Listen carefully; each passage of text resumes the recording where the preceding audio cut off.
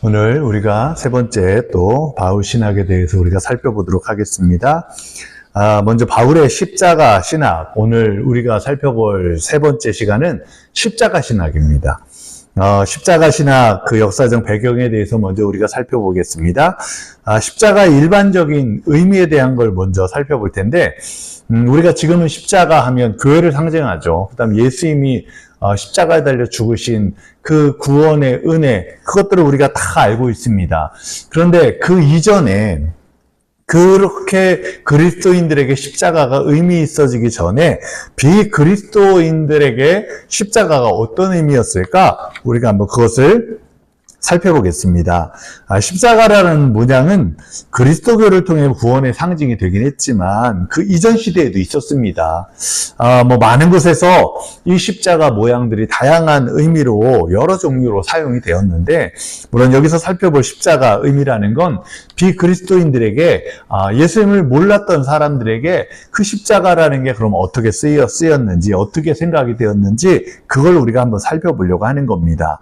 원래 십자가라고 이렇게 번역되는 헬라어는 그 뜻이 수직으로 세워진 기둥이라는 걸 의미했습니다.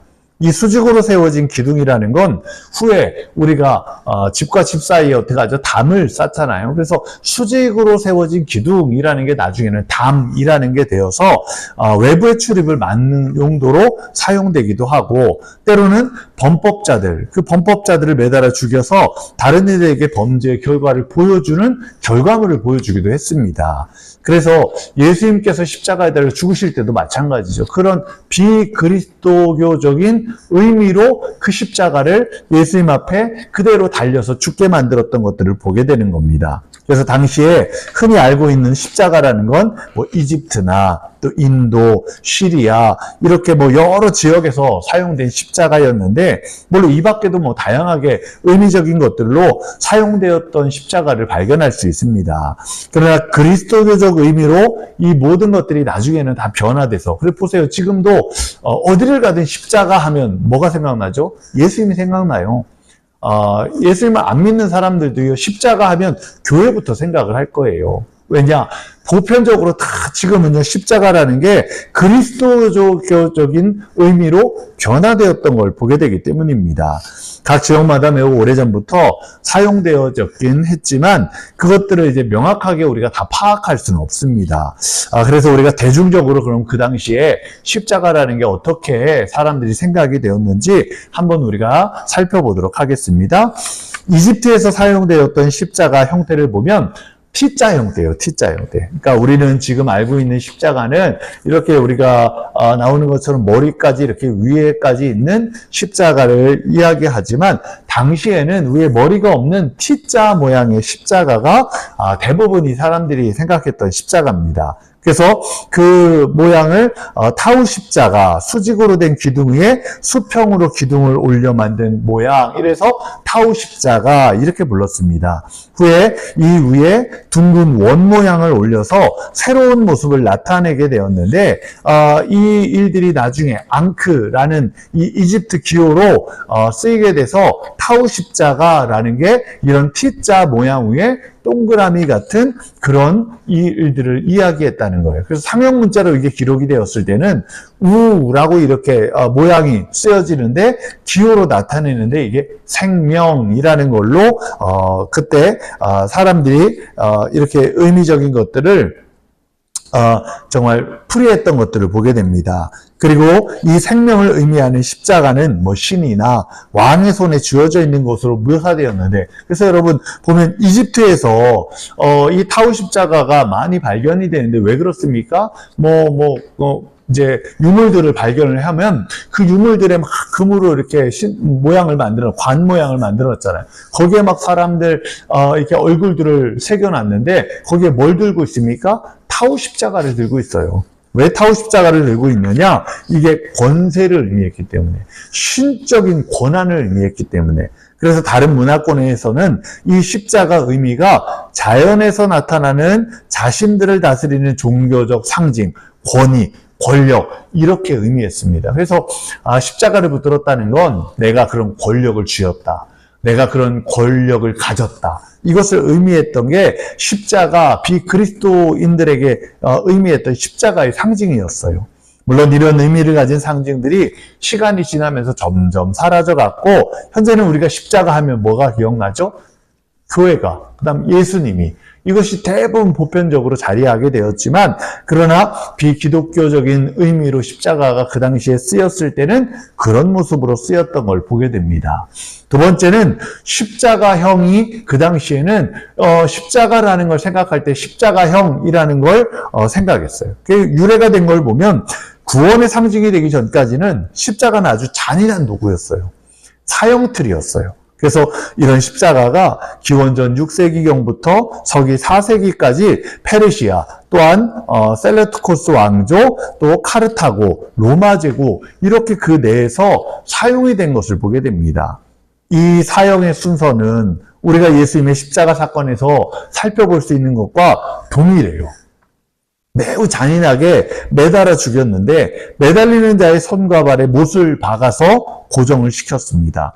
그래서 흘러내림을 방지하기 위해서 때로는 줄 같은 것들을 묶기도 했고, 또한 못이 박힌 손과 발이 찢어져서 흘러내리는 걸 방지하기 위해서 그 밑에는 나무 판자 같은 걸 대서 이렇게 형틀에서 이 사람이 피를 흘리면서 마지막까지 고통스럽게 죽을 수 있도록 그렇게 만들었던 형틀이 십자가였다는 거예요. 이 방법은 그 사람이 죽을 때까지 계속되었기 때문에 예수님의 경우와 마찬가지로 참 정말 고통스럽고, 그 다음에 점점점 피를 흘리다가 나중에는 이 죽음을 빠르게 하기 위해서 예수님도 어떻게 했죠? 옆구리에 창을 찔렀잖아요. 옆구리에 창을 찔러서 뾰족한 것으로 찔러서 피를 흘리고 물을 흘리게 해서 마지막엔 고통스럽게 때로는 빠른 시간 안에 이 죽음을 맞이할 수 있도록 만들었던 게 바로 이 십자가 형틀이었습니다. 그래서 이것으로 고통이 다 끝났던 게 아니라 이건 뭐 십자가를 지러 가는 내내, 그리고 십자가에 올라가는 내내 이 고통이 계속되었던 걸 보게 돼요. 왜냐? 십자가에 달린 자들은 대부분 예수님과 다르게 강도 같은 범법을 저지른 자들이었기 때문에, 그래서 이렇게 십자가에 매달린 뒤에도 사람들이 손가락질하면서 야, 참 죽여도 마땅한 사람들이다, 잘 됐다, 저렇게 고통스럽게 죽어야지, 그러면서 손가락질하고 욕하고 그랬던 걸 보게 됩니다. 그래서 보세요, 예수님도 십자가에 달려 골고다 언덕까지 십자가를 들고 가면서 누구 하나 예수님 앞에 그렇게 정말 예수님을 맞이한 사람이 없어요. 다 손가락질하고 침 뱉고 고통스럽게 하고. 왜입니까? 당연하다고 생각하는 거예요. 그 사람들이 보기에는 십자가를 질 만큼, 저 사람이 십자가 형틀에 죽을 만큼 그런 사람이다라고 생각을 하면 손가락질을 했던 거예요. 이렇게 잔인한 형벌로 십자가형은 주로 페르시아인들이 사용했다고 기록하고 있는데, 이보다 더 오래된 고대 자료들에 의하면 이 십자가형이 야만 민족들이 사용하던 일종의 처형 방식이었고, 또 일반적으로는 뭐 인디안족도 사용했고, 아시리안족도 사용했고, 스키타이족, 또 타우리안족 이런 사람들도 이걸 사용했다는 걸 보게 됩니다. 심지어 켈트족까지도 이런 형벌을 사용을 했는데, 그들은 범죄자들을 이와 같은 방법으로 자신들의 신에게 제물로 바쳤다라고 이렇게 이야기도 하는 거예요. 그런데 우리가 이런 십자가에 대해 더 자세히 알 수 있는 건 성경 보면 알아요, 성경. 그 성경에서 뭡니까? 예수님이 복음서에서 십자가에 달려 죽으시는 순환들, 고난들, 이게 그 십자가가 얼마나 힘든 일들이었는지를 드러내고 있기 때문입니다.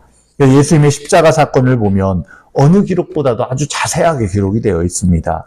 주님이 못에 찔리고 박히고 또 십자가에 매달려 창의 옆구리가 찔려 죽음을 맞이했던 그런 장면들, 우리가 성경 속에서 보지 않습니까? 그 성경 속에서 딱 보면서 생각이 되어지는 건 너무나 고통스럽다는 거예요. 얼마나 고통스러우면 당시에 어떻게 했습니까? 이게 우슬초라고 하죠. 우슬초에다가 이 포도주를 적셔가지고 이 입에다가 적셔줬어요. 왜냐?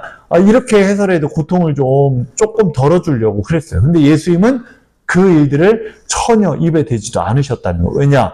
다 감당해야 할 고통이기 때문에, 다 모든 인류의 죄악을 혼자 짊어져야 하시기 때문에 그렇게 예수님은 행하셨다는 사실이에요.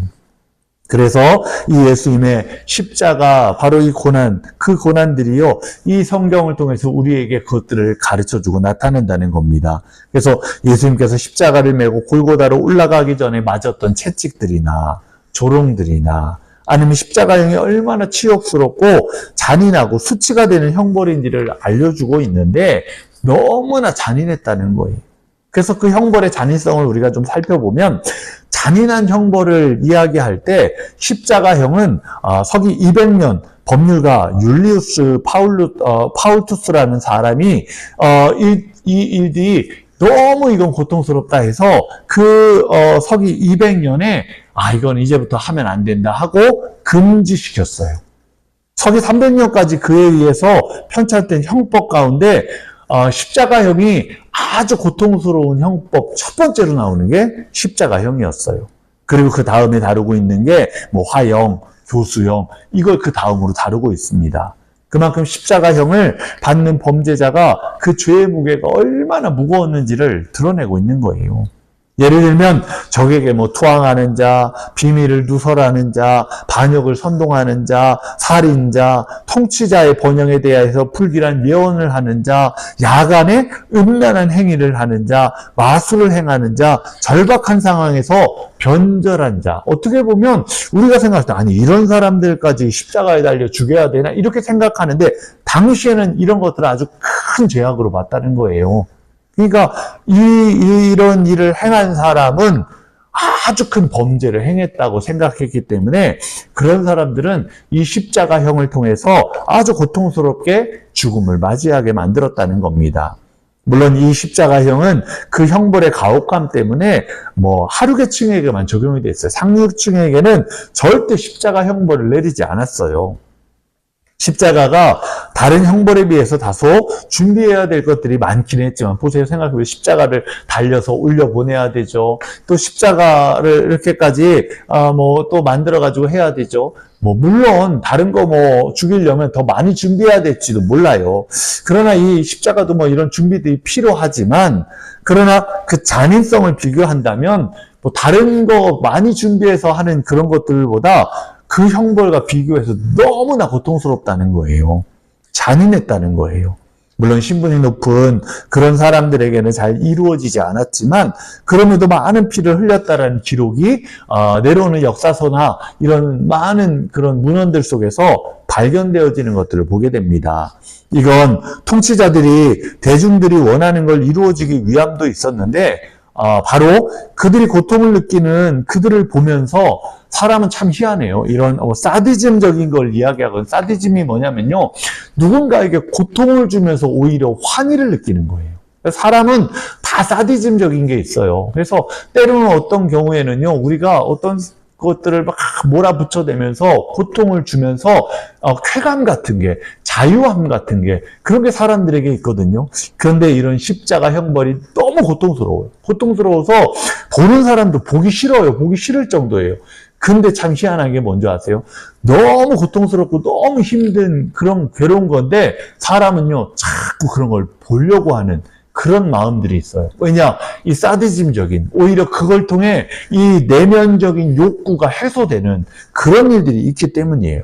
그래서 이 당시에 이런 십자가 형틀에 매달려서 죽이는 것들을 통해서 그 사람들이 그걸 지켜보는 사람들, 또한 그 일들 속에 나아가는 사람들이 이 속에 있는 내면적인 것들에서 사디즘적인 것들을 만족시켜줬던 것들을 우리가 살펴볼 수가 있다는 거예요. 그래서 십자가형은 예수님의 순환과 같이 아주 심한 매질과 채찍들이 동반되었고 또 옷을 벗겨서 모두가 볼 수 있는 곳을 공개적으로 매달아서 최대 수치였어요. 예수님도 보세요. 예수님이 십자가에 달려 죽으셨을 때 군병들이 그 밑에서 어떻게 했죠? 서로 그 옷을 가져가겠다고 제비 뽑았다고 말씀했어요. 그래서 발가벗었다는 거예요. 예수님도요 아주 최대의 수치를 거기서 당하고 있는 거예요. 이는 십자가형을 당하는 자의 시신을 맹수들과 또 새들, 또 벌레들이 다 퍼먹고 없어질 때까지 걸어두어서 사실상 시신을 매장할 수 없는 아주 불명예스러운 죽음을 만든 것들을 보게 돼요. 근데 예수님은 장사 지냈잖아요. 왜 장사 지냈냐면 다음 날이 안식일이었기 때문에 그대로 놓아둘 수가 없는 거예요. 원래는 십자가에 달려 죽는다는 건요, 매달아서 그냥 그대로 놔뒀어요. 그래서 영화 같은 거 보세요. 영화 같은 거 보면 어떡하죠? 막 경고의 의미로 막 잘못한 사람들을 매달아가지고 막 다리 위나 이런 데다 매달아가지고요. 아주 막, 그냥 보란 듯이 그냥 놔둬요. 왜 놔둬요? 사람들이 보면서, 야, 우리도 저렇게 잘못하면 큰일 난다. 저렇게 우리도 반역하거나 아니면 말을 안 들으면 우리도 저렇게 될 수 있어. 이걸 보여주기 위해서 거기에 그대로 매달아 놓는 거예요. 그래서 십자가는요, 십자가 형틀이라는 건요, 당시에 뭐 맹수들, 새들, 벌레들 다 와서 이 막 시신들을 다 파먹는 거예요. 그러니까 제대로 시신을 매장할 수도 없게끔 만들어놨던 형벌이었어요. 근데 다행히 예수님은 안식일 전날이었기 때문에 안식일이 이렇게 다가오기 때문에 빨리 그 일을 처리하려고 거기에 매달아둘 수가 없어서 내려가지고 그렇게 넘겨주었던 것들을 보게 되는 겁니다. 세 번째는 형벌의 대상과 목적에 대해서 우리가 살펴볼 수 있는데, 십자가형에 처해지는 대상은 앞서 말한 것 같이 계급이 낮거나 아니면 죄의 무게가 무거운 사람들에게 행해졌어요. 특히 십자가형은 정치적, 군사적, 범죄에 대해서 처형 방법이었고, 그런 범죄에 대한 처형 방법으로 계속 실시가 되었는데, 뭐 페르시아인들 아니면 카르타고인들 그런 사이에서 고위 장교들 또 지휘관들이 반역을 했을 때, 그래서 군대 내에서 원래 반역하면 총살이거든요. 근데 군대 내에서 반역을 했다, 야 너희들이 배신을 했다, 이렇게 된다고 하면 십자가에 달려 죽였다는 거예요. 왜냐? 십자가형, 가장 고통스러운 형벌로 이게 얼마나 큰 일이라는 걸 다른 이런 군인들에게도 보여줬고요. 또 그 사람들에게도 그런 죽음을 가져오게 만들었다는 겁니다. 그러나 반면 일반적으로 로마 시민들은 매우 특별한 경우를 제외하면 십자가형을 처하지 않았어요. 얼마나 고통스러웠다는 걸 알기 때문에. 그러나 노예나 아니면 노예 신분을 벗어난 자유인들, 그런 중죄를 범한 경우에는 로마와 이탈리아에서 십자가형에 처하기도 했습니다. 그런데 이스라엘 등 로마 식민지에서는 강도들을 십자가형이나 맹수형으로 처벌했던 걸 보게 됩니다. 그래서 예수님과 함께 십자가에 달렸던 두 사람 있잖아요. 성경에 보면 예수님이 가운데 십자가에 달리셨고 우편, 그다음 왼편 거기에 십자가에 달렸는데 성경을 보면 그들을 누구라고 했죠? 강도라고 했어요. 강도. 보세요. 합독합니다. 강도 둘을 예수와 함께 십자가에 못 박으니 하나는 그의 우편에 하나는 좌편에 있더라.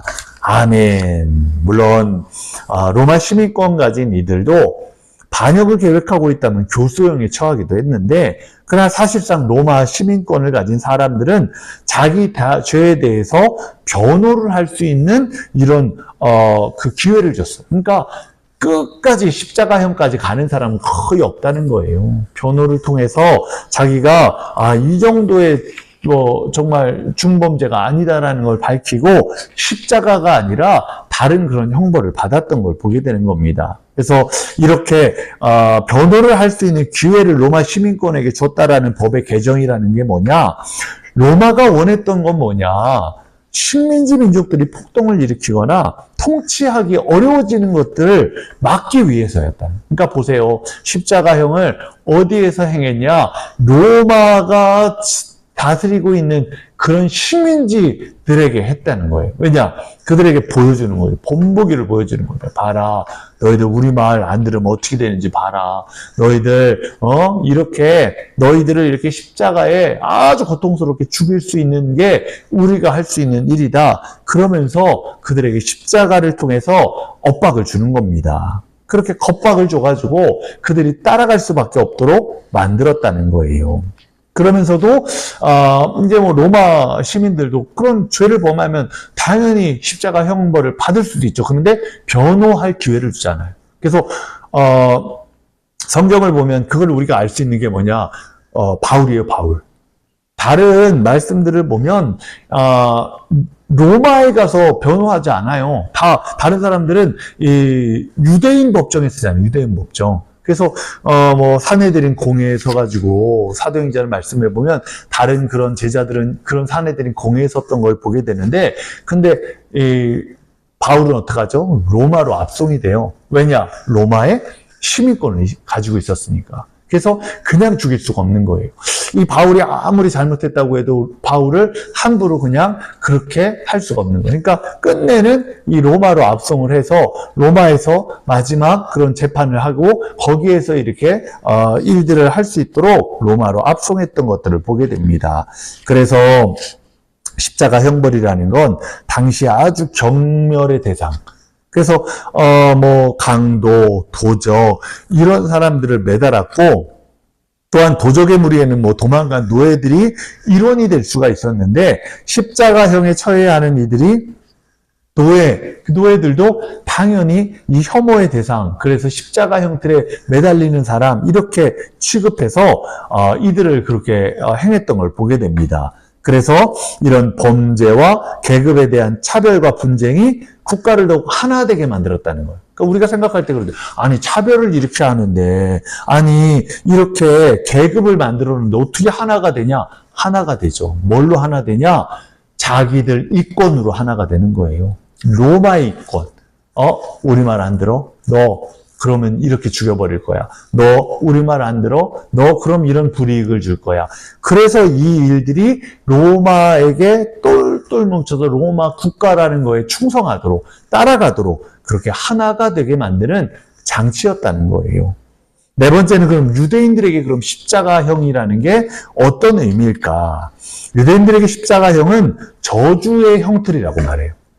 십자가에 달린 자한다는 것은 하나님을 부정하는 것이 되고 그들에게 다시는 구원에 이르는 기회가 없어진다고 생각했어요. 왜냐? 성경에 이렇게 말씀했기 때문이에요. 우리가 한번 합독합니다. 그 시체를 나무 위에 밤새도록 두지 말고 그날에 장사하여 내 하나님 여호와께서 내게 기업으로 주시는 땅을 더럽히지 말라. 나무에 달린 자는 하나님께 저주를 받았음이니라. 아멘. 나무에 달린 자는 어떻게 됐다고요? 저주받았다는 거예요. 그래서 십자가라는 건요, 저주받았다는 걸 의미해요. 그래서 왜 유대인들이 그렇게 십자가를 그렇게 싫어했느냐? 십자가에 예수님이 달렸다는 것들 속에서 그들이 얼마나 그렇게 예수님을 죽이려고 그렇게 목매달았느냐? 왜냐? 저주의 형틀이었기 때문이었어요. 그래서 로마에서 대역죄인이 십자가에 달린 형벌받았던 것처럼 유대인들에게 역시 십자가라는 건 꺼리끼는 거예요. 꺼리끼는 거. 저주받은 나무에 매달리는 것, 이게 십자가 형틀이었어요. 그렇기 때문에 로마에서 유대인들을 십자가에 달리게 했던 걸 통해서 로마가 그 누구에게나 이렇게 할 수 있다라는 힘을 보여줬다는 거예요. 그러니까 뭐냐? 야, 그래, 우리는 유대인들 너희들도 십자가에 달리게 할 수 있어. 유대인들인 너희들도 그 십자가에 죽일 수 있어. 이건 뭐예요? 너희들 그렇게 무서워하는 십자가, 너희들 그렇게 죽게 만들 수 있어. 그러니까 유대인들이요, 벌벌 떨게 만드는 거예요.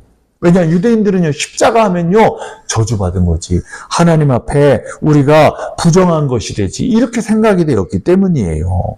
그래서, 이 미시나라는 걸 보면, 전에 내려온 이야기를 보면, 알렉산더 얀네우스가 800명의 바리새파 사람들을 십자가에 처형을 했어요. 바리새파, 뭐예요? 유대인들이잖아요. 아주 율법에 대해서 철저하게 지켰다고, 아주 의롭다고 생각한 사람들이었거든요. 근데 그 800명을 십자가에 달려 죽인 거예요. 그러면서 보란 듯이, 봐라, 너희들이 의롭다고 생각하는 그 사람들, 너희들이 저주받았다고 생각하는 그 나무에 내가 달려서 죽인다. 내가 달려서 이렇게 너희들을 이렇게 행했다라는 걸 보여주려고요. 그렇게 행했던 걸 보게 됩니다. 그래서 왕권이 교체되는 그런 상황에서 사두개인들과의 논쟁을 통해 이 사건들이 벌어지게 되었는데, 이것들을 통해 힘자랑을 하고 너희들 이렇게 듣지 않으면 안 된다라는 걸 겁박을 했다는 걸 보게 돼요. 근데 유대인들은 하여튼 십자가에 대한 것들을 저주받았다. 나무에 달린 자마다, 이 신명기 말씀드리면 나무에 달린 자마다 저주받은 자니라고 생각하기 때문이었어요. 그래서 헤롯에 의해 이런 전통적인 사형이 십자가형이 거의 파기되었다라는 건 중요한 기록도 있는데, 헤롯 당시대에는요 십자가형이 단 한 건도 없대요. 이를 통해 알 수 있는 건 바로 모든 사람들이 십자가형이 얼마나 잔인한 형벌이었는지 공감하고 있었다는 걸 알 수 있어요. 그 누구도 십자가형을 원하지가 않는 거예요. 그러나 서기 4세기에 이르러선 이 잔인한 형벌에 대한 의미에 대해 변화가 일어났어요. 변화가. 이는 콘스탄티누스가 그리스도교로 개종함으로 박해 시대가 끝나고 이제 교회가 완전한 새로운 시대가 되었는데, 그때 이제 교회가 더 이상 숨어 지낼 필요가 없는 거예요. 다 막 지하에, 원래는 그 로마 시대 때 계속 박해를 하니까 어떻게 돼요? 사람들이 도망가서 예배드릴 장소가 없는 거예요. 이렇게 예배드리고 있다가 로마 군인들에게 발각이 되면 또 끌려가서 화형당하고 사자밥으로 던져지고 그렇게 찢겨서 죽여지고 막 수많은 순교를 당했거든요. 그러니까 어떻게 신앙을 지켜야 하니까 우리 예배를 또 하나님 앞에 드려야 되잖아요. 그러니까 그리스도인들이 어떻게 했느냐? 무덤으로 들어가기 시작하는 거예요. 왜냐? 당시에도 사람들이 어떡하냐? 무덤은요, 사람들이 꺼려요. 지금도 우리나라도 그렇잖아요. 무덤 가까이에 집 짓는 사람 없어요. 왜? 무덤이라는 게 참 흉흉하다고 생각해서, 아니, 무덤 가까이에 뭐 내가 살고 있다 그러면요, 사람들은요, 자꾸 마음이 불편한 거예요. 왜냐? 자꾸 부정적으로 보니까, 죽음이 있는 곳이니까. 근데 이 그리스도인들은요, 예배 드려야 되니까. 하나님 앞에 신앙 지켜야 되니까 어떻게 하냐? 죽음으로 들어가는 거예요. 죽음으로. 그래서 카타콤이라고 하거든요. 거기에 지금도 가보면요, 얼마나 굴을 막 그냥 많이 파고 들어가 있으면 카타콤이요, 들어가서 길을 잃어버린대요. 길을 잃어버리면요, 나오는 구멍을 찾지 못해가지고 그 안에서 헤매다가 죽을 수도 있다는 거예요. 그럴 정도로 수많은 이런 길들을 막 죽음의 길들을 만들어 놓고 그 안에서 그들은 모여서 시체들과 함께 살았어요. 그러면서 시체들과 함께 예배를 드렸어요. 근데 이제는 로마가 기독교가 국교가 된 거예요. 더 이상 교회가 숨어 지낼 필요가 없는 거예요. 아니, 무덤 속에 있을 필요가 없는 거예요. 나와서 같이 예배를 드려도 아니 오히려 괜찮은 거예요. 지상의 교회들이 이제는 세워지기 시작한 거예요. 그러니까 더 이상 숨어 지낼 필요가 없고 십자가에 대해 두려워할 필요가 없어요. 내가 예수님 믿는다고, 내가 이렇게 예배 드린다고 더 이상 그 누구도 십자가형에 처하지 않았기 때문이에요. 그래서 그리스도교에게 희소식을 가져다 준 아주 중요한 사건이 콘스탄티누스가 이 막센니우스를 이탈리아에서 쫓아내고 로마를 정복하기 위해 군사적으로 불리한 전투를 치룰 때 나타났던 모습 때문에 그래요. 그때 하나님 앞에 그는 도움을 청한 거예요. 원래 로마가 군인들부터 믿기 시작해가지고 이 군인이었던 사람이 로마의 황제가 되면서 국교가 되었거든요. 근데 그렇게 싸울 때 하나님 앞에 기도하는 거예요. 하나님, 이 싸움 가운데 이기게 해주세요. 하나님, 정말 우리가 승리할 수 있게 해주세요. 그렇게 기도를 하면서 정복을 하는데, 이 전투를 치르려고 하는데, 그런데 꿈에 이것으로 승리하여라 라는 글자와 더불어 하늘의 십자가가 탁 나타났다는 거예요. 그래서 서기 312년에 막센티우스의 군대에게 큰 승리를 거두게 되었는데, 그때 성공을 예수님께서 도와주셔서 그렇구나, 하나님께서 도와주셔서 그렇구나, 그래서 우리가 이 그리스도교, 바로 기독교의 우월함이라는 걸 증거로 삼고 생각을 했어요. 그래서 이 승리 직후에 그는 자신의 군대에게 십자가를, 그리고 군인들에게는 승리의 표지로 그들의 방패에 그리스도의 조합 문자인 죄를 붙여주기 시작했어요. 이런 흐름 속에서 서기 315년 콘스탄티누스가 십자가형이라는 걸 폐지하는 그런 일들을 행했다는 사실입니다. 이 끔찍한 형벌이었던 십자가형이 교수형으로 대체되게 되었고, 고통 없이 단번에 죽음을 가져다 온다는 이유로, 교수형이 뭐예요? 목 자르는 거거든요. 목 자르는 거. 이것도 참 무시무시한 형벌이에요. 근데 오히려 교수형이 뭐라고 하느냐, 단번에 죽여준다고 생각해서 자비를 베푼다고 생각한 거예요. 그러니까 십자가에 죽을 때까지 고통받다가 죽는 게 아니라 단번에 죽게 해주는, 목을 자르는 이 교수형이 오히려 정말 사람들에게 훨씬 더 인도적인 거다라고 생각이 돼서 그런 형벌로 대체되게 되었던 것들을 보게 되는 겁니다. 이런 시대적 배경 속에서 바울이 회심하기 전에 가지고 있었던 십자가라는 개념이 바울도 마찬가지로 어느 유대인과 다를 바가 없었어요. 그래서 그는 그리스도인들을 핍박했고 바울이 회심하기 전까지 유대인으로 자신의 삶에서 율법을 자랑하는 바리새인들과 같이 그렇게 행동했던 것들을 보여주는 겁니다. 그런 바울에게 예수님의 현현이라는 것은 그의 삶을 율법이 아닌 십자가 신학, 바로 이 선포자로 변화시켰던 것들을 보게 됩니다. 그러면 고린도전서, 이제 십자가 신학에 대한 바울이 그럼 십자가 신학에 대한 걸 어떻게 그의 서신이나 그가 적었던 성경의 말씀들을 통해 어떻게 나타나고 있는지를 우리가 한번 살펴볼 텐데, 고린도전서를 보면 그 안에 십자가 신학이 드러나고 있어요. 먼저 고린도전서 안의 말씀들을 우리가 살펴보도록 하겠습니다. 고린도 교회를 통해 나타나는 바울의 십자가 신학이라는 건 바울이 고린도 교회에 보낸 서신 중 1절 18절 말씀부터 2장 16절 말씀까지를 중심으로 우리가 살펴볼 수 있어요. 그래서 첫 번째, 걸림돌로서의 십자가를 의미하는데, 이 걸림돌로서의 십자가가 뭐냐? 첫 번째는 하나님의 능력과 십자가의 말씀을 의미하고 있는 거예요. 그러니까 본문에서 이 단락은 대립적인 구조를 가지고 있어요. 예수님께서 십자가를 지시면서 구원의 길을 보여주시긴 했지만 십자가에 대한 잘못된 이해를 가진 이들이 바울은 자신의 선포를 통해 뭐라고 하냐? 십자가에 담긴 하나님의 능력을 고백하는 거예요.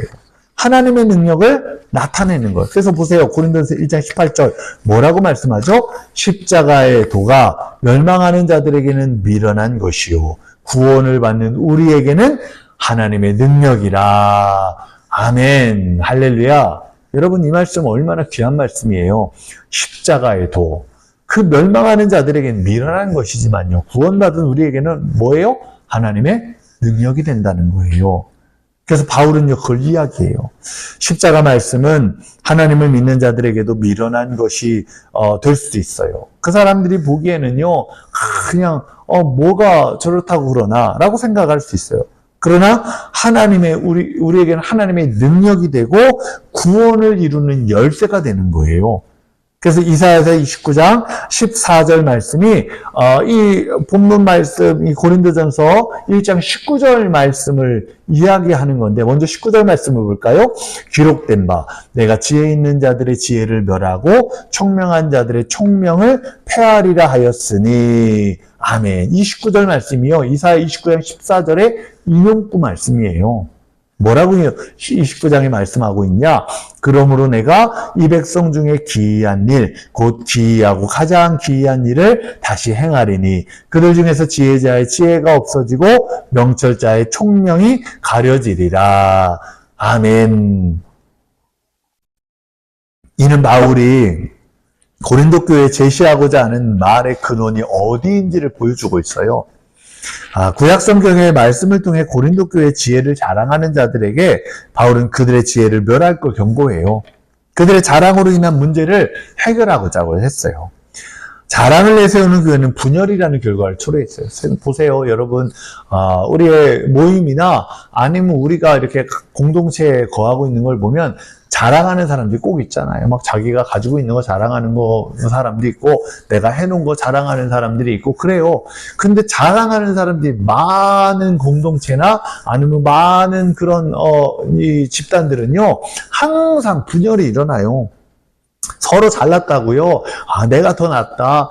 내가 더 많이 가졌다. 내가 더 이루었다. 그러면서요, 서로 그냥 다투고 싸우는 일들이 일어나는 거예요. 그래서 분열이라는 결과가 초래하게 되는데, 이건 예수님 제자들도 마찬가지였어요. 예수님 제자들 보세요.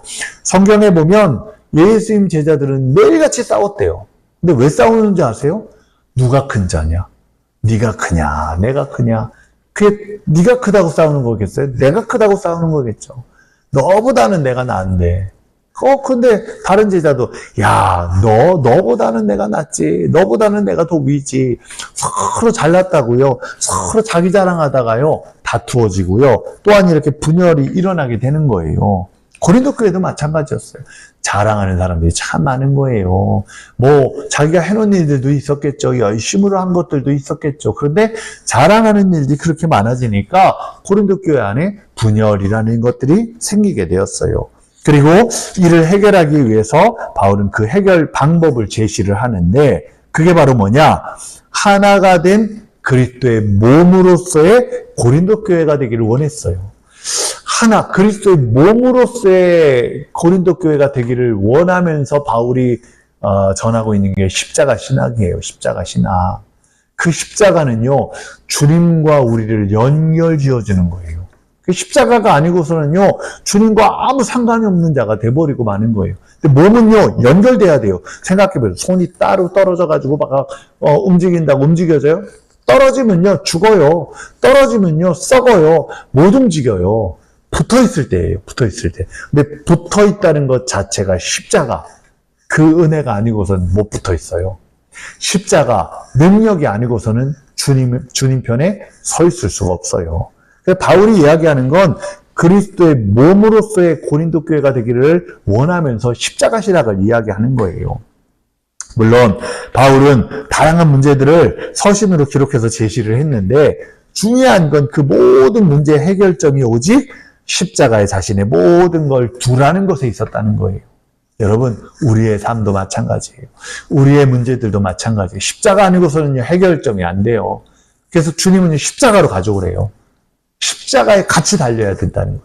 이전의 모든 문제들이요, 십자가에 같이 달리고 주님과 함께 죽어지는 역사가 있기를 주의 이름으로 축원합니다. 그때 다시 사는 거예요. 십자가 안에서 주님이 다시 살아나셨듯이 주님 안에서 우리도 새 생명 얻는 역사가 있는 거예요. 그래서요, 이 바울이 이야기하는 건 십자가로 가져와라.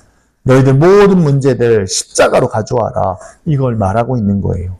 이를 위해 바울은요, 대립되는 구조를 통해 십자가 신앙을 전했어요.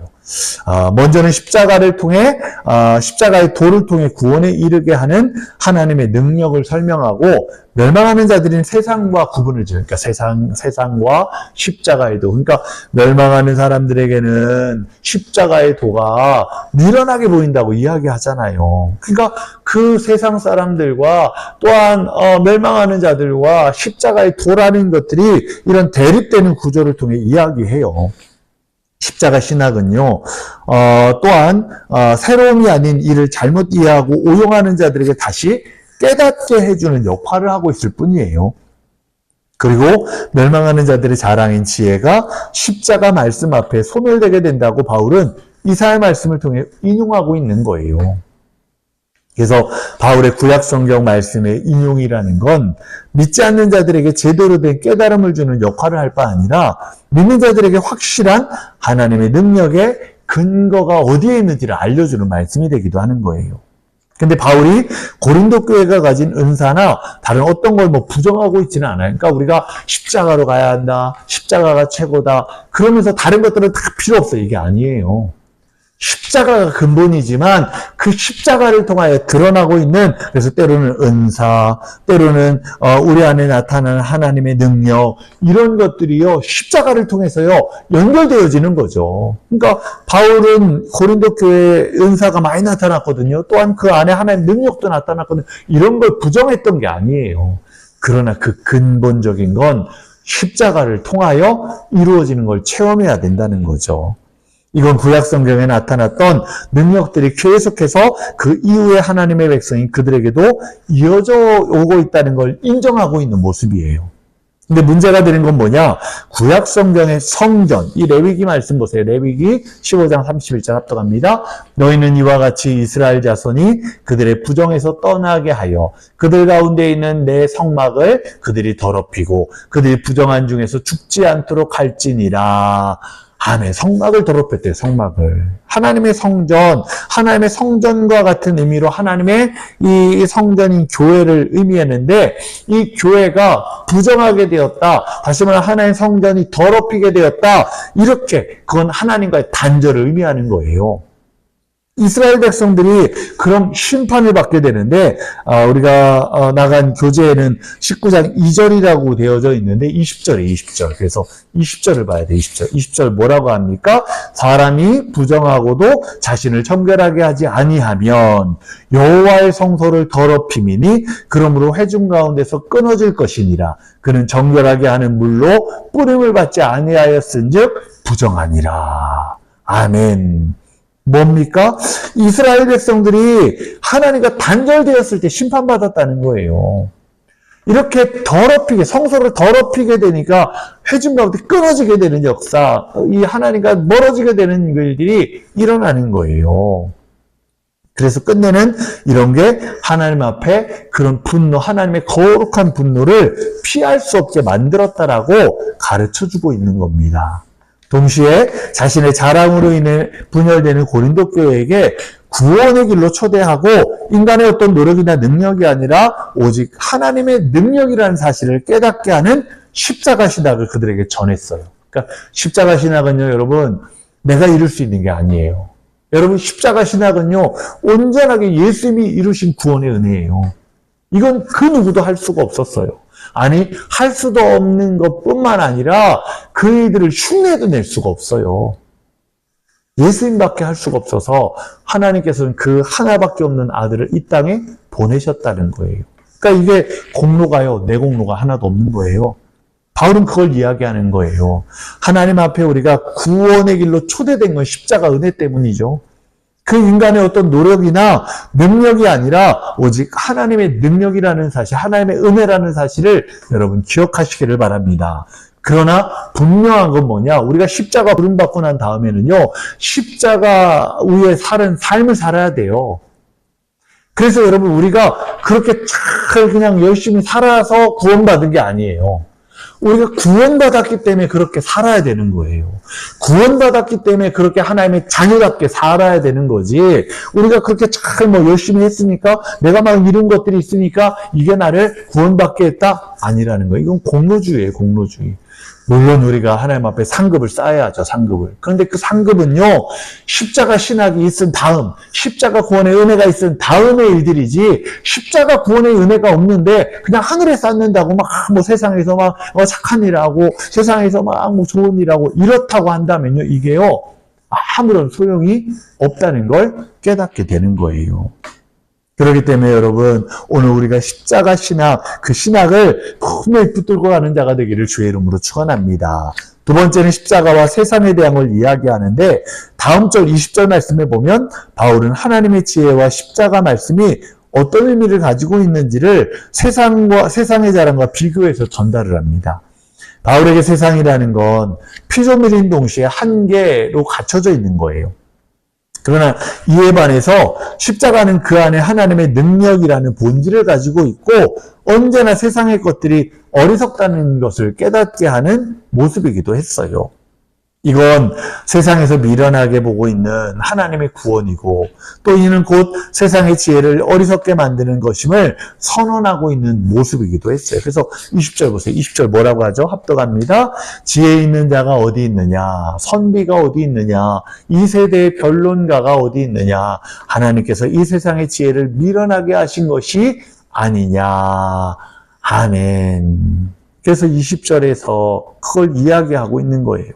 바울은 하나님의 지혜와 십자가 말씀이 어떤 의미를 가지고 있는지 세상의 자랑과 비교하면서 전달을 했어요. 바울에게 세상은 피조물인 동시에 한계라는 것들로 이야기하죠. 근데 이에 반해 십자가는요, 그 안에 하나님 능력이라는 본질을 가지고 있어요. 그래서 20절에서부터 25절까지 지혜에 대한 언급이 반복을 되는데 세상의 자랑인 지혜와 반복적인 대립관계에서 십자가의 말씀이 다시 그리스도에게로 돌아가게 하는 화해의 능력이 된다는 걸 바울은 분명히 전달하고 있는 거예요. 그러나 세상에는 지혜 있는 자나 학자, 변론가들이 넘쳐요. 세상에 여러분 참 똑똑한 사람 많아요. 세상에요, 달변가들 말을 얼마나 잘해요. 사람들 이야기해보면요, 그 사람들 말로 당할 수 없는 그런 사람들도 참 많아요.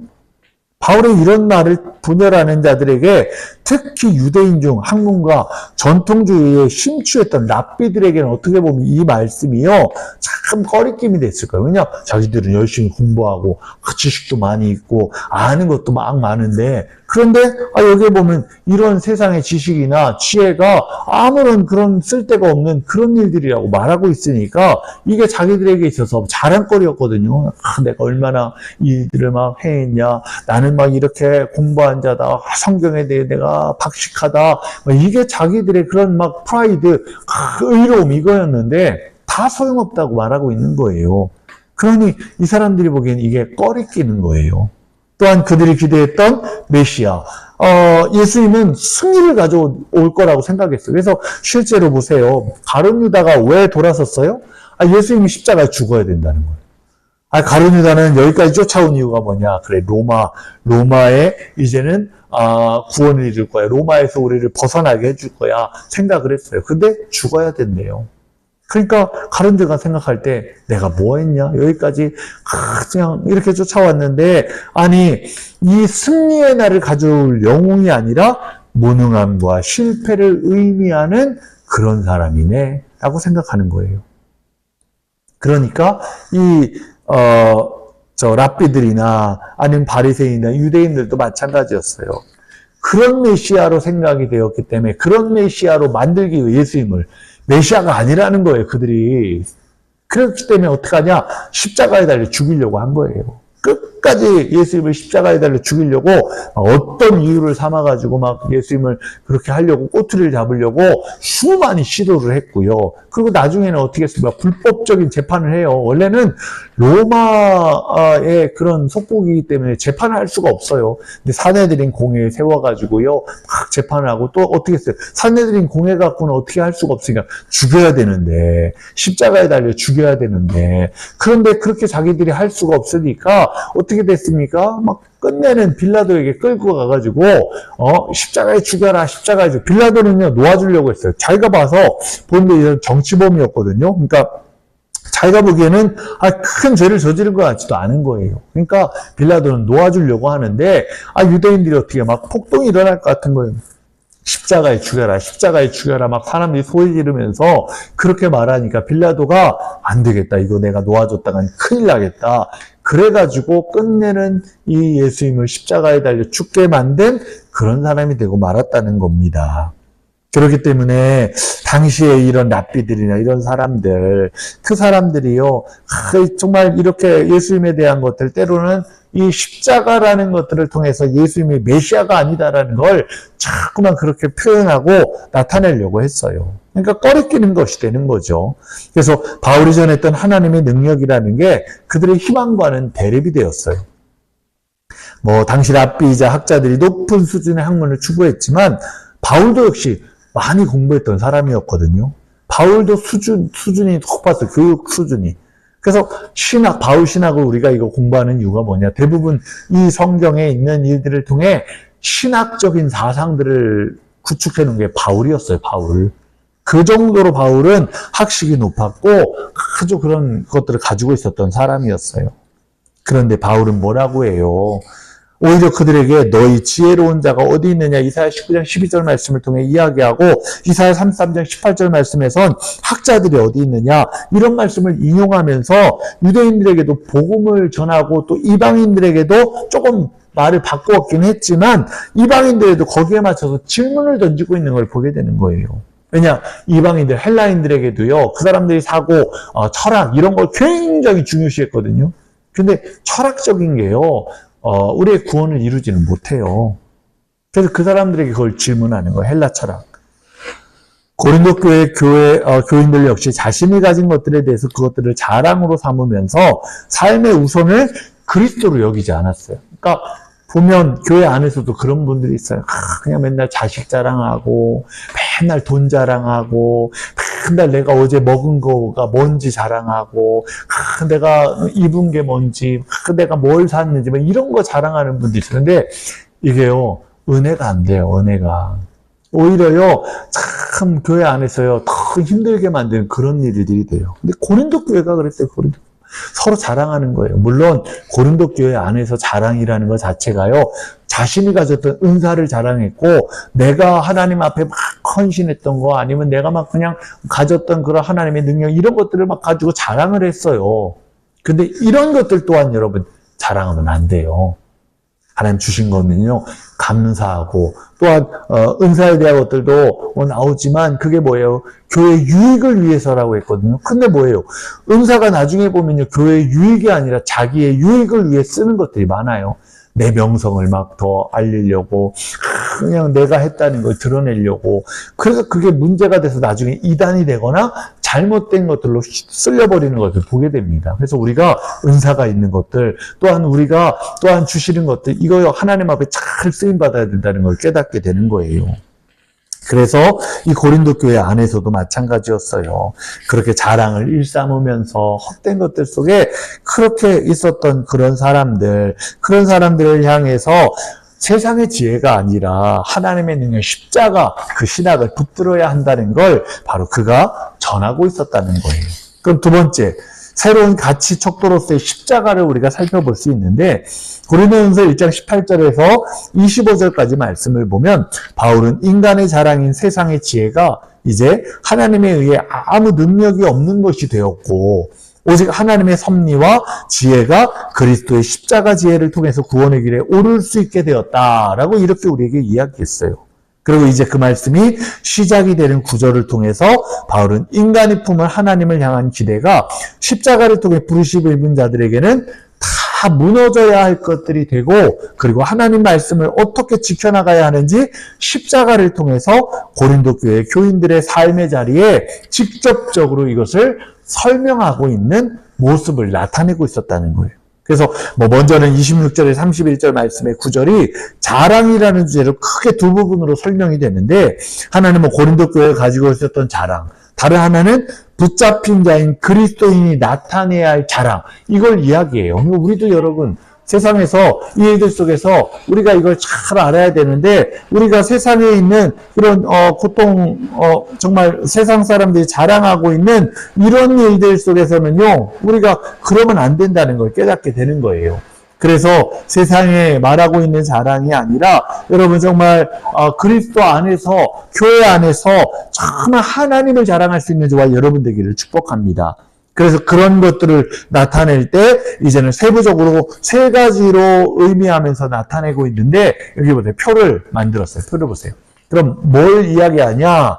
세상으로는 자랑할 것이 없는 고린도 교회를 이야기하는 거예요. 그래서 부름받기 전에 고린도 교회 26절 말씀인데 뭘 이야기하냐? 부름받기 전에 고린도 교회를 보면 문벌이 좋은 자가 아니었고, 지혜 있는 자가 아니었고, 능력 있는 자가 아니었고, 다 정말 우리는요, 보잘것없는 자들이었다는 거예요. 그래서 우리는 자랑할 게 하나도 없었다는 거예요. 근데 하나님의 은총으로 부름을 받았다는 그 사실을 이야기하는 거예요. 그러니까 우리는요, 자랑할 것이 없는 게 자랑이 되시기를 축원합니다. 내가 자랑할 게 없는데 쓰임받는 게 자랑이에요. 내가 아무 능력이 없고 내가 할 수 있는 것들이 없는데요, 이렇게 할 수 있게 된 게 자랑이라는 거예요. 그래서 여러분, 하나님 앞에 우리가요, 그렇게 자랑할 수 있는 자가 되기를, 그걸 나타낼 수 있는 자가 되기를 축복합니다. 그래서 하나님의 은총으로 부름받은 고린도 교회, 하나님의 역설적인 선택이에요. 보세요. 세상에요, 지혜 있는 사람, 똑똑한 사람, 능력 있는 사람 참 많아요. 근데 하나님 그런 사람 부르시는 게 아니에요. 참 희한해요. 나는 못한다고 하는 사람들, 나는 실패했다고 하는 사람들, 그런 사람 하나님 불러다 쓰시는 거예요. 보세요. 모세도 보세요. 모세가요, 막 능력이 넘쳐서 내가 막 힘도 있고, 그래가지고 어때요? 막 이집트 왕자로, 그래, 내 민족이 저렇게 어려움 당하고 있지, 내가 내 민족을 좀 구해봐야 되겠다 하고 막 40세, 혈기가 넘칠 때, 그때 좀 해보려고 할 때는 오히려 어려움이 와요. 군인 하나를 죽여가지고, 이게 또 들통이 나는 바람에, 그래서 어떻게 돼요? 왕자임에도 불구하고요, 도망쳤어요. 40년 동안 광야에서 양을 치고, 또 목축을 하고, 그러면서 늙어가요, 40년 동안. 그의 나이 80세가 돼요, 80세. 80세가 되면요, 어때요? 다 늙었죠. 나이가 막, 옛날에는 오래 살았다고 한다고 하지만, 80세라는 건 참 나이가 많이 들은 거예요. 근데 그 80세 하나님 어떡하세요? 부르시는 거예요. 불붙은 떨기나무에서요, 모세를 부르세요. 모세야, 모세야, 여기는 거룩하니 너의 신을 벗어라. 그러면서 모세를 불러요. 그리고 나서 뭐라고 하냐? 네가 가서 애굽의 종되었던 자들을 이제 이끌고 나와라. 내가 약속한 그 땅으로 데리고 가라. 말씀하시는 거예요. 근데 모세가 뭐라고 합니까? 여러분, 모세가 그러면 할렐루야. 내가 옛날에 40세 때 꿈꿨던 겁니다. 이제 내 민족 구원해야죠. 내가 이제 가겠습니다. 그랬습니까? 아니에요. 모세가 뭐라고요? 하나님, 나 말도 잘 못하고요. 한 번 나 실패했던 사람이라는 거예요.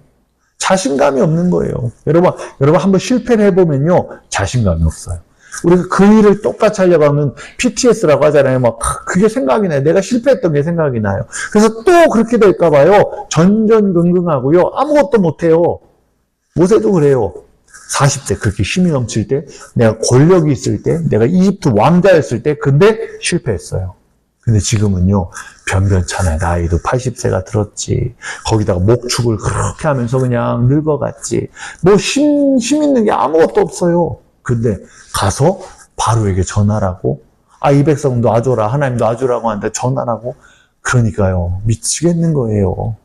못하겠다는 거예요. 그러니까 하나님 앞에, 하나님, 나 말도 잘 못하고요. 못해요, 난 못하겠어요, 하나님. 그러는 거예요. 근데요, 그러는 모세에게 하나님 어떻게 하세요? 아론을 붙여줄게, 말할 자를 붙여줄게, 그리고 하나님의 지팡이를 붙들어라. 그러면서 그 지팡이를 붙들게 하는 거예요. 그래서 여러분, 우리가 마찬가지예요. 참 보면요, 보세요. 하나님의 역설적인 선택은요, 참 보잘것없는 우리를 택하셨어요. 여러분, 우리가 잘나서 택한 줄 알아요?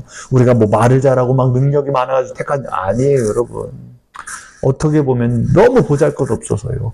아무것도 없어서요. 하나님 붙들어 주셨어요. 그래서 감사하세요. 그걸 자랑하세요. 그게 바로 우리가 해야 할 이 고린도 교회의 모습을 통해 나타나는 자랑의 모습이라는 거예요. 또 고린도 교회의 유일한 자랑이 뭐예요? 그래서 그 결과가, 그 핵심이 예수 그리스도 십자가예요. 십자가. 십자가로 내가 이런 자가 된 거예요. 십자가로 내가 구원받은 자가 되는 거예요. 그래서 여러분, 우리가 그 십자가를 자랑하는 저와 여러분 되시기를 축원합니다. 이 자랑을 가진 자들이요, 왜 부르심을 받았고, 부르심을 받은 자들이 어떠한지 고린도 교회 교인들의 삶의 자리를 바울은 돌아보게 하는 거예요. 부르심 입은 자들은 바울이 말한 것과 같이 뭐 지혜자나 능력이 있는 자, 뭐 문벌이 좋은 자, 그런 사람이 아니에요. 다 보잘것없는 자였어요. 오히려 미련한 자, 연약한 자, 멸시받는 당시에 소외계층, 동시에 그냥 평범한 사람, 그런 사람이에요. 사실 고린도에서 기독교가 퍼지게 된 건 역시 하층민들 사이에서 먼저 그 일들이 일어나게 되었고, 물론 이런 변화가 당시 계급의식이 강했던 헬라와 로마 사회에서 이제 거슬리게 된 원인이 되기도 했지만, 하층민들의 회심과 변화가 하나님께서 그들을 통해 하나님의 나라, 왕 같은 제사장의 나라, 그 일들이 되게 하신다는 걸 증명하고 있는 거예요. 그래서 하나님의 방법, 하나님의 지혜, 복음의 능력, 이것이 어디에서부터 오는지를 드러냅니다. 이는 고린도 교회의 상황이 경제적으로나 종교적으로, 문화적으로 풍부한 자원과 은사들을 가지고 있었던 좋은 환경을 가진 이들 때문이 아니라 오히려 어려웠던 자들, 힘들었던 자들, 그런 사람들을 통해서 하나님 이루셨다는 걸 되는 거예요. 바울은 그만큼 고린도 교회 교인들, 또 자신이 십자가보다 더 소중하게 생각하는 자신들의 자랑, 자기의 자랑, 이게 뭐예요? 그 일들을 다 경고하는 거예요. 바울도요, 원래 자랑거리가 너무 많았던 사람이에요. 그래서 바울이 실제로 예수님을 경험하기 전에는요, 의롭다고 생각했던 사람이었어요. 그래서 자기를 표현할 때 뭐라고, 나는 바리새인 중에 바리새인이요, 율법으로는 흠이 없는 자고, 이게 자신이 옛날에 가졌던 생각이에요, 생각. 얼마나 이 생각이 강하면 뭐예요? 예수님 믿는 사람들이 잘못됐다 생각해서요, 다메섹 도상까지 쫓아가서 내가 잡을 정도로, 나는 의로운 사람이니까, 나는 하나님 앞에 이걸 착하라는 사람, 이렇게 생각했으니까 행하는 거예요, 그거를. 근데 그 일들을 다 뒤집어 놓으시는 거예요. 얼마나 보잘것없는지, 얼마나 바울이 그 예수님을 핍박했던 그런 사람이었는지를 나타내게 하시는 거예요. 그래서 바울의 자랑이 바뀌어요. 내가 다 이런 것들을 배설물로 여긴다고 하는 거예요. 왜요? 이거 쓸데없다는 거 아는 거예요. 이게 아무런 주님 앞에 도움이 되지 않는다는 걸 이야기하는 거예요. 그래서 예수님과 같이 낮은 자만이 다시 역설적인 이 사건에 선택된 자가 될 수 있다는 걸 말씀하고 있어요.